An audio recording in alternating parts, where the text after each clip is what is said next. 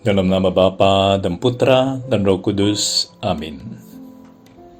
Ya Tuhanku, ya Allahku, aku sungguh percaya bahwa Engkau hadir di sini, bahwa Engkau melihatku, bahwa Engkau mendengarkan aku.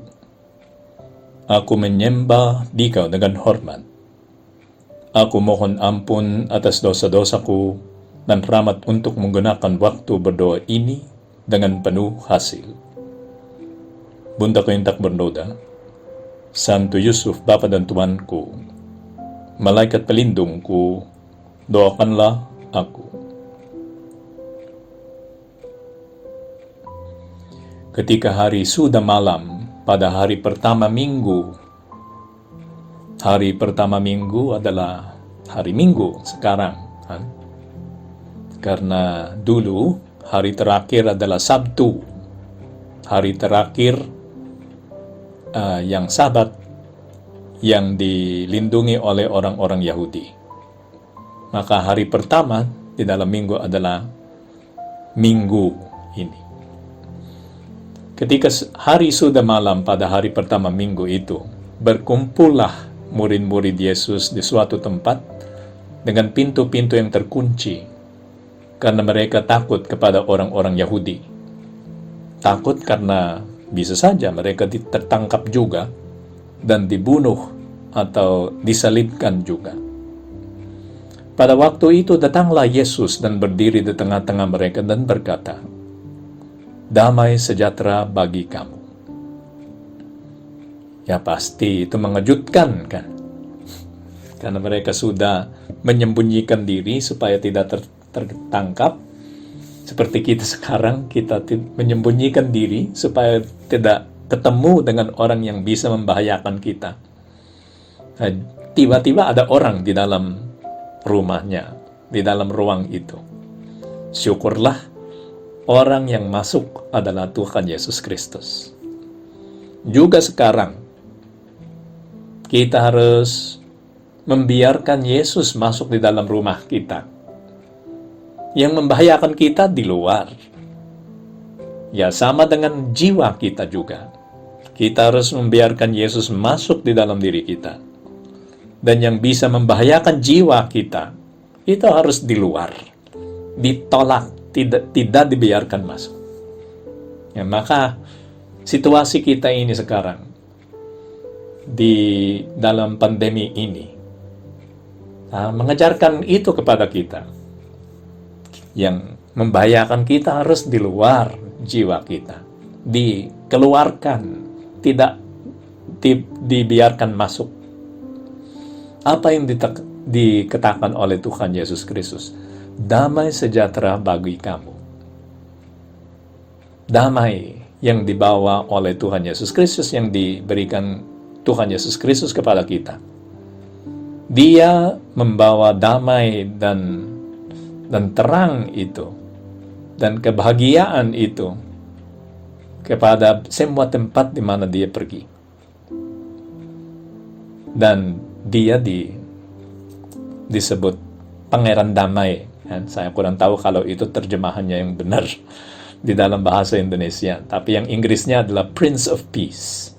Yang Prince itu di dalam bahasa Inggris bisa pangeran atau pemimpin, ya, kepala daerah gitu, ya, prince.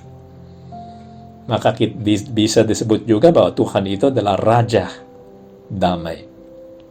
Dimanapun dia ada, semua orang baik merasa tenang dan bahagia, maupun di dalam bahaya seperti ini, di dalam situasi yang rasanya buruk seperti yang ini. Semua orang yang baik, yang sungguh mencintai Tuhan Yesus Kristus, merasa tenang dan bahagia.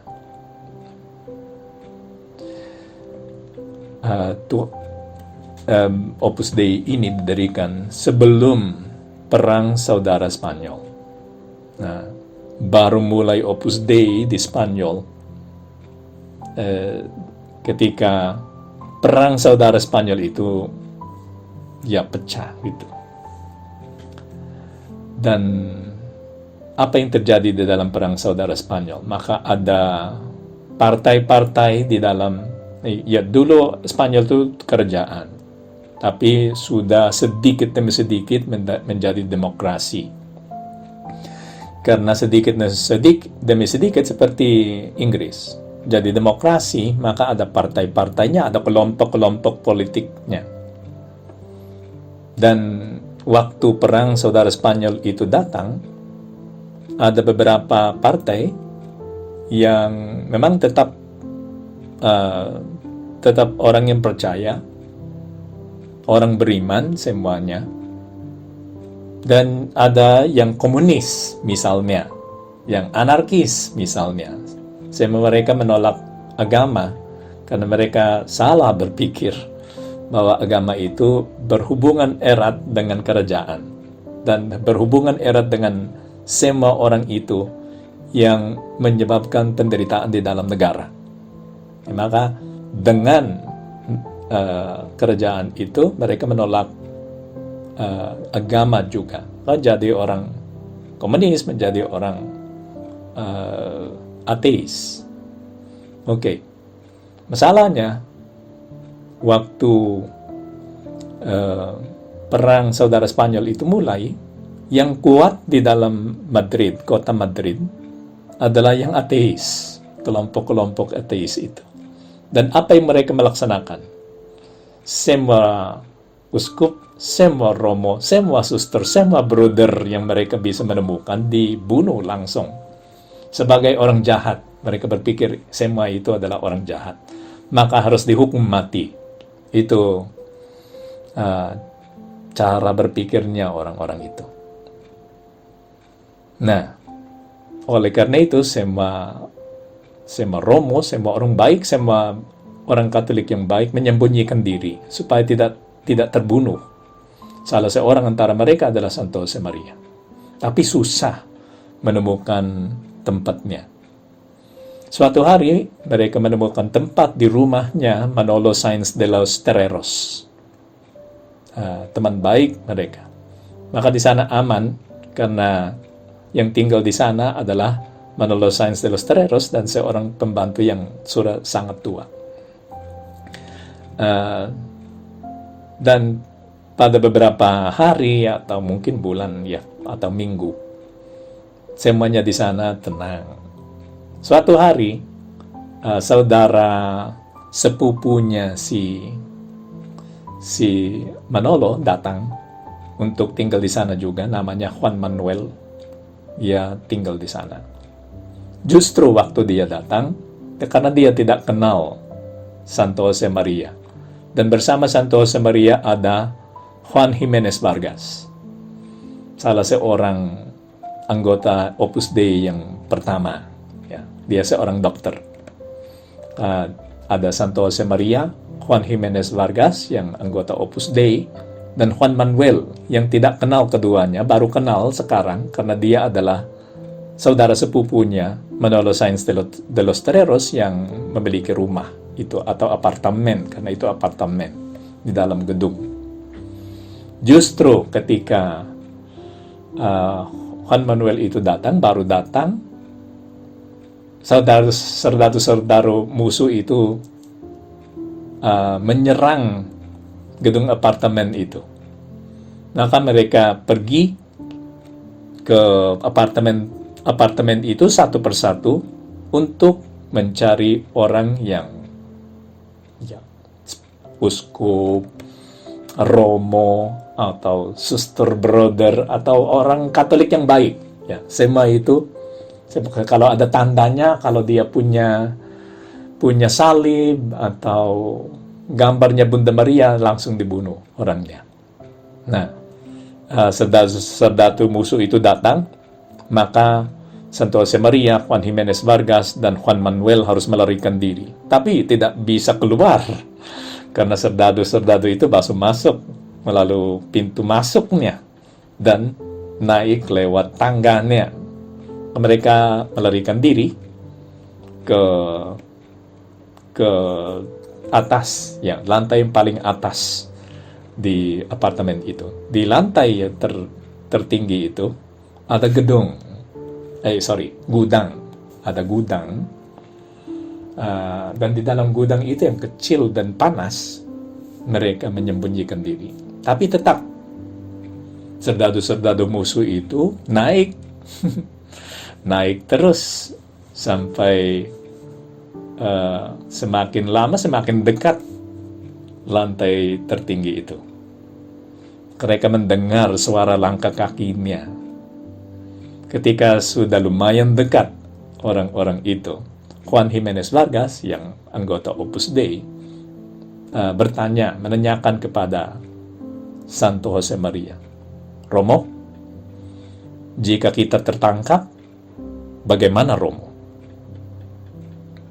Jawabnya Santo Jose Maria, "Kalau kita tertangkap, kita akan ke surga, anakku," katanya. Maka pada waktu itu si Juan Manuel, saudara sepupunya si Manolo Sainz de los Terreros, tidak tahu bahwa Santo Jose Maria adalah seorang Romo. Dan katanya Santo Jose Maria kepada dia, "Aku seorang Romo. Kalau mau menyesal atas dosa-dosamu, aku kasih absolusi." Nah, itu sangat berbahaya. Si Juan Manuel berpikir setelah peristiwa ini, dia berpikir, loh, yang Romo Jose Maria itu berani, karena bisa saja saya bisa menyerahkan dia kepada serdadu-serdadu itu untuk menyelamatkan diriku. Karena mereka mencari Romo. Maka kalau saya menyerahkan Romo kepada mereka, aku yang selamat. Tapi Santo Jose Maria dengan berpikir tentang keselamatan jiwanya kedua kami, yaitu Juan Jimenez Vargas dan saya sendiri, itu Juan Manuel berpikir, dia mengatakan kepadaku bahwa dia adalah seorang Romo dan siap untuk kasih absolusi, hanya dia harus menyesal atas dosa-dosanya. Siap. Oke, saya kurang tahu kalau mereka memang mengaku dosa atau minta absolusi, tapi sangat mungkin bahwa mereka menyesal dan dikasih absolusi oleh Santo Jose Maria. Nah, mereka tunggu lama karena yang serdadu-serdadu itu mau memeriksanya dengan baik sampai menemukan semua orang Katolik yang ada di sana. Tapi selama itu Juan Jimenez Vargas melaksanakan apa? Tidur dia. Katanya setelah itu, aku tidur karena sudah merasa tenang. Karena katanya Romo, Santo Jose Maria, katanya Romo, kalau kami tertangkap, kami ke surga. Maka kalau kami ke surga, ya untuk apa jadi khawatir kan? Karena kita ke surga. Tenang dan damai kalau Tuhan Yesus Kristus itu ada. Dan bagaimana Tuhan Yesus Kristus memberikan ketenangan itu dan kebahagiaan itu kepada kita. Yesus berdiri di tengah-tengah mereka. Ya, kita kembali ke Injilnya. Yesus berdiri di tengah-tengah mereka, dan sesudah berkata demikian, dia menunjukkan tangannya dan lambungnya kepada mereka.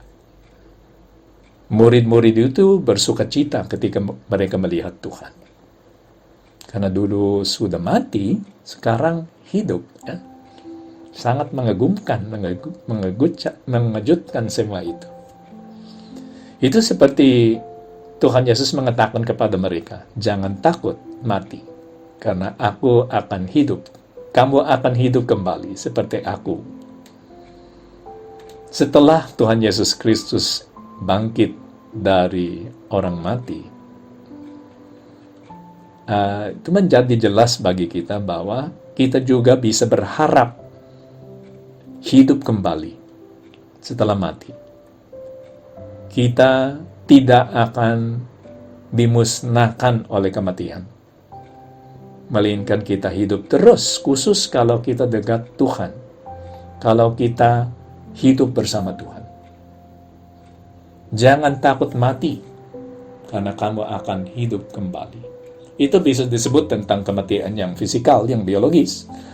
Tapi lebih lagi bisa disebut tentang kematian spiritual yang terjadi kepada kita kalau kita jatuh di dalam dosa berat. Benar? Jiwa kita itu seperti mati, sudah tidak ada rahmat di dalam jiwa itu. Tapi jangan takut. Seperti pesannya Injil hari Minggu ini, hari Minggu kedua di dalam masa Paskah. Jangan takut mati, karena kamu akan hidup kembali. Bagaimana Tuhan? Bagaimana kami bisa hidup kembali? Ketika jiwa kita, hati kami ini sudah meninggal karena dosa yang berat. Bisa ditemukan jawabannya di dalam Injil juga. Maka kata Yesus sekali lagi, damai sejahtera bagi kamu. Sama seperti Bapa mengutus aku, demikian juga sekarang aku mengutus kamu. Dan sesudah berkata demikian, ia mengembusi mereka dan berkata, terimalah Roh Kudus. Jikalau kamu mengampuni dosa orang, dosanya diampuni. Dan jikalau kamu menyatakan dosa orang tetap ada, dosanya tetap ada. Oke, bisa mengakutkan karena katanya dosanya tetap ada. Tapi apa yang dilaksanakan oleh Tuhan Yesus Kristus di sini? Dia memberikan kepada kita sakramen pengakuan dosa, sakramen pertobatan. Dulu kalau kita berdosa lagi, ya sudah, tidak ada sakramen untuk menghapusnya. Tapi sekarang yang kita baca di dalam Injil, hari Minggu kedua di dalam masa Paskah, di dalam Injil ini kita bisa melihat bahwa Tuhan Yesus Kristus memberikan sakramen pertobatan, alat atau jalan supaya dosa-dosa kita itu bisa dihapus dan kehidupan di dalam jiwa kita kembali. Tuhan, terima kasih atas sakramen ini. Dan ada sesuatu yang terjadi sekarang di dalam situasi pandemi ini. Banyak orang merindukan pengakuan dosa. Kita rindu akan pengakuan dosa. Itu sesuatu yang sangat bagus. Karena sebetulnya mengagumkan juga. Karena banyak orang dulu ya sudah puas dengan mengaku dosa setahun sekali. Dan setahun sekali pun mereka tidak melaksanakannya. Itu seperti syaratnya ke orang Katolik, syarat bagi orang Katoliknya dilaksanakan dan sudah ya gitu. Tapi syukurlah karena pandemi ini tiba-tiba kita berpikir, loh saya perlu ngaku dosa. Ada dua hal yang kita merindukan kan, Ekaristi sama pengakuan dosa. Masalahnya Romo tidak bisa memberikan pengakuan dosa sekarang begitu saja kan. Karena kita harus memperhatikan bahaya yang kita bisa memberikan kepada orang lain. Bukan hanya peniten orang berdosa itu kepada Romo, tapi Romo juga kepada orang itu kan, dan keluarganya. Maka kita harus berhati-hati dan kita mengikuti aja apa yang disebut oleh Bapak Uskup kan, uskup-uskup gereja, kita mengikuti itu dan yang dikatakan oleh Bapak Paus. Nah, kita rindu atas pengakuan dosa yang dijanjikan oleh Tuhan Yesus Kristus, terimalah Roh Kudus. Jikalau kamu mengampuni dosa orang, dosanya diampuni. Romo, saya merindukan pengakuan dosa. Bagaimana dosaku itu bisa diampuni kalau tidak ada romonya? Kan? Tidak ada romonya. Wah, syukurlah dia berpikir begitu kan. Dan syukurlah juga karena di dalam situasi seperti ini, sikap kita seperti itu, yang merindukan pengakuan dosa, sangat bisa membantu untuk pengampunan dosa kita. Apa yang disebut oleh Bapak Paus? Kamu tidak bisa mengaku dosa, tidak ada romonya. Bagaimana itu, Bapak Paus? Bagaimana? Nah, kita memeriksa batin kita, melihat dosa yang ada, jika kita menyesal, kita harus menyesal atas dosa-dosa itu secara yang paling dalam, kan? Dan minta ampun dari Tuhan Yesus Kristus. Pada waktu ini cukup. Maka nanti ketika situasi kita itu membaik, langsung ngaku dosa, kan? Tapi sekarang dengan penyesalanmu itu, Tuhan itu mengerti situasi, sehingga bisa saja kita tidak tahu karena kita tidak bisa melihat yang tidak kelihatan, kan? Tapi harapan kita besar bahwa dosa itu diampuni karena kita merindukan pengakuan dosa itu, sakramen pertobatan, sehingga ketika itu sudah diberikan kepada kita, kita langsung lari langsung kepada Roma untuk mengaku dosa. Kalau orangnya seperti itu, ya saya berpikir bahwa dosanya itu sudah diampuni. Karena cinta akan Allah ada. Kerendahan hati ada. Benar. Dan yang kurang dilengkapi oleh rahmatnya Tuhan, bantuan dari Tuhan. Oke, tapi setelah situasinya membaik, ketika situasinya membaik, kita harus lari kepada pengakuan dosa. Sekarang apa yang kita punya? Penyesalan. Dan Tuhan itu Maha Rahim. Maka kita bisa percaya kepada Dia. Situasi ini membuat kita merindukan pengakuan dosa. Dan itu tanda cinta akan Tuhan. Dan kita begitu belajar bahwa pengakuan dosa itu bukan sesuatu yang menakutkan. Oke, ada orang yang menulis tentang the joy of confession. Kebahagiaan, kegembiraan di dalam pengakuan dosa. Karena dulu ada beberapa orang yang mengatakan, Bu, jangan mengaku dosa, itu bisa merusak psikologimu itu. Mereka berpikir begitu secara yang manusiawi. Tapi pengalaman seorang Katolik, seorang yang mengaku dosa, kita tidak diberatkan oleh yang sungguh, kan? Kalau kita mengerti apa itu dan apa yang terjadi di dalam jiwa kita kalau kita mengaku dosa, ya, pengalamannya bukan keberatan di dalam hati, kan? Melainkan keringanan, kan? Banyak yang mengatakan itu. Romo, saya merasa ringan, lebih ringan. Oh ya, benar. Karena dosanya sudah diampuni, kan? Nah, itu joy, sacrament of joy, sakramen kegembiraan. Tuhan, terima kasih atas sakramen itu. Dan kami tetap merindukannya. Sekarang kami menyesal atas semua dosa kami. Dan tolong dosa kami diampuni.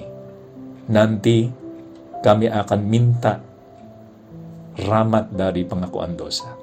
Supaya semuanya itu diresmikan di dalam pengakuan dosa.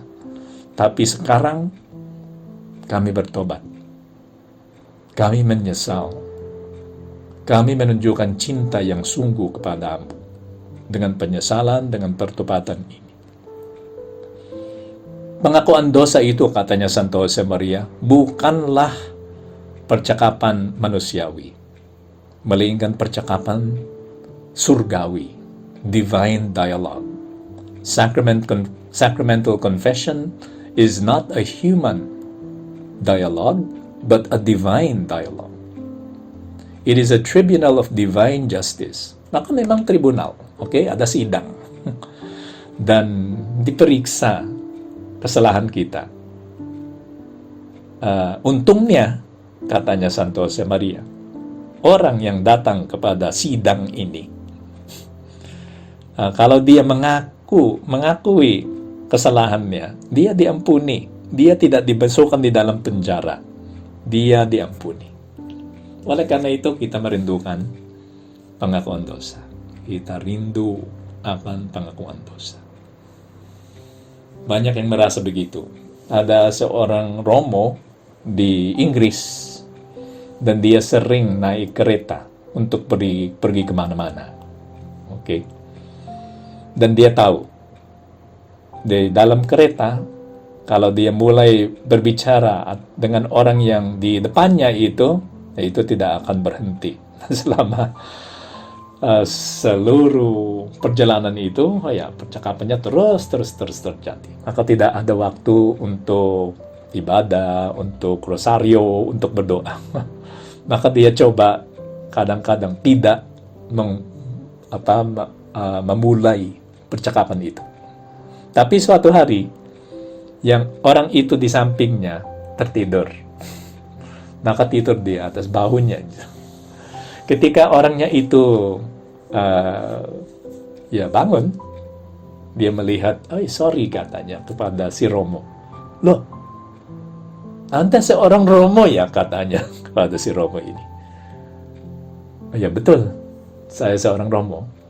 Ya, kelihatan kan? Karena dia berpakaian Romo kan. Romo, tolong, apakah Romo bisa menerima pengakuan dosaku? Ya, lucu kan? Saya mau mengaku dosa Romo. Ya, silakan.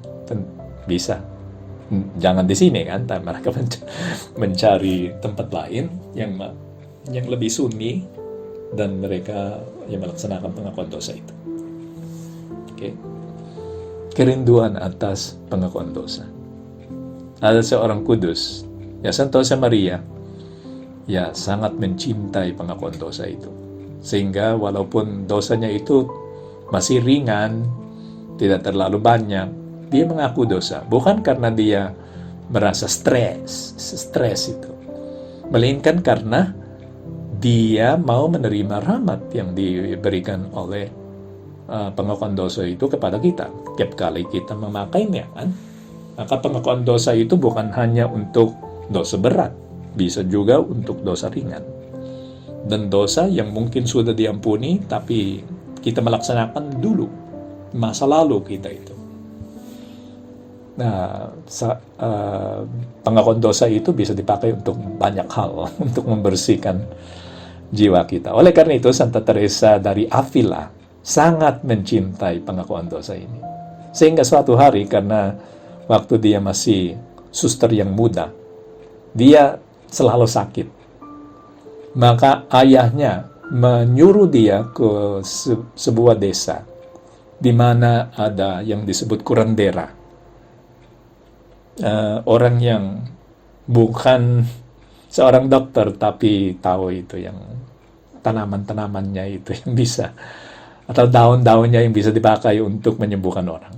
Nah, dia terkenal, maka karena dokter-dokter itu di kota tidak bisa menyembuhkan si Santa Teresa ini, dia disuruh oleh ayahnya ke desa itu bersama seorang suster lain. Di desa itu kecil, dan dia harus di sana lumayan banyak hari karena pengobatannya itu lama. Dan ada satu gereja kecil dan ada satu romo yang satu-satunya yang ada di sana. Maka si Santa Teresa itu karena sudah terbiasa mengaku dosa dan sangat mencintai pengakuan dosa itu, dia berpikir bahwa tanpa bantuan dari Romo, tanpa pengakuan dosa, saya tidak berjalan dengan baik di dalam kehidupan rohaniku. Masalahnya lagi adalah si Romo itu tidak terlalu baik. Maka kehidupannya itu sudah diketahui oleh orang-orang desa itu bahwa tidak bisa dikagumi gitu. Tidak bisa. Tapi si Santa Teresa itu tetap kepada dia mengaku dosa. Bukan karena ada pikiran buruk, atau dia hanya mencari pengakuan dosanya. Sehingga dia berpikir, ini seorang Romo baik atau buruk, dia mampu menghapus dosaku. Dia pergi. Yang terjadi adalah si Romo itu terkejut atas perilakunya si Teresia ini. Dan dia tahu bahwa si Teresia itu tidak tertarik dengan dia. Oke? Maka memang tindakan Santa Teresia itu seperti orang kudus, bersih, dan tidak ada intensi lain, hanya untuk mengaku dosa. Si Romo itu tergerak hatinya, sehingga dia sendiri menyesal. Memang dia hidup bersama seorang wanita, dan dia meninggalkan itu, dan memperbarui, mengubah kehidupannya. Hanya karena si Santa Teresa itu secara berani pergi mengaku dosa dengan orang itu yang tidak, rasanya tidak layak ya menerima pengakuan dosanya. Saya tidak mau mengatakan bahwa kita harus bertindak seperti itu, tapi kerenduan atas pengakuan dosa harus sama, yang memang ada di dalam sema kita sekarang ini. Maka marilah kita terus menunjukkan cinta kepada Allah dengan kerenduan itu. Dan marilah kita pergi kepada Bunda Maria. Saya kurang tahu kalau Bunda Maria itu mengaku dosa, karena sebetulnya dia tidak ada, di dalam jiwanya tidak ada dosa, sedikit pun tidak ada. Tapi dengan cinta yang besar, saya berpikir bahwa dia memang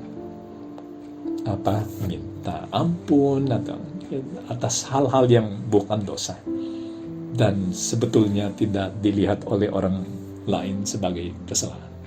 Kami pergi kepadamu, Bunda Maria, supaya kehidupan rohani kami juga membaik, dan semoga di dalam situasi kami ini kami menjadi lebih, cinta kami kepada Allah menjadi lebih dalam, kepada Yesus Kristus menjadi lebih dalam lagi.